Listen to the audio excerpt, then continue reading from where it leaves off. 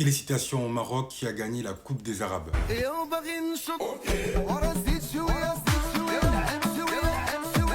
Dima Maghrib, comme ils disent, mais maintenant j'avais nous poser des questions. La Coupe des Arabes, ça vient d'où ça? Parce qu'en gros, la Coupe des Arabes, c'est financé, ficelé par les pays du Golfe en soft power. Maintenant, est-ce que les pays du Maghreb sont arabes? Moi, je me pose des questions sur la sémantique des mots, parce que tout est important et ça peut peut-être prouver quelque chose, encore une fois, du monde musulman actuel. Déjà, depuis quand les pays du Maghreb sont des peuples arabes? Ethniquement, ils ne sont pas arabes.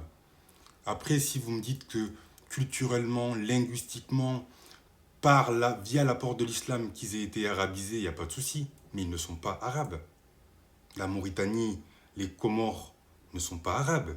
Première chose qui me turlupine. Mais après, j'ai une autre question. Est-ce que du coup, c'est un outil du soft power du monde musulman, et donc du coup, il faudrait l'appeler la Coupe des musulmans, par exemple, ou juste on veut hiérarchiser encore une fois les gens par rapport à leur couleur de peau? Je me pose la question, les amis. Ne m'attaquez pas, je me pose juste la question. Parce que je ne comprends pas pourquoi en Afrique noire, par exemple, il y a beaucoup de pays qui sont musulmans. En Asie, il y a l'Indonésie, il y a la Malaisie, il y a d'autres pays qui sont musulmans. Il y a le Pakistan aussi qui est un pays musulman. Donc pourquoi on n'a pas fait une coupe des musulmans? Ce serait moins hypocrite de la part du monde du Golfe, n'est-ce pas? Après, vous connaissez votre gars, moi je suis pas dans la victimisation, vous me connaissez. Donc du coup, pourquoi on n'organiserait pas une coupe des afro-descendants?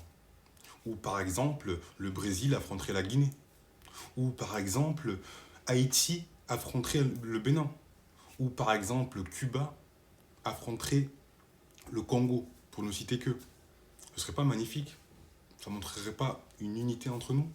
Mais est-ce que ça va être financé par la FIFA sans les pétrodollars? Bonne question, non? En tout cas, le monde musulman nous prouve encore une fois qu'il est dans la hiérarchisation. Le respect des autres commence par le respect qu'on s'impose à soi-même.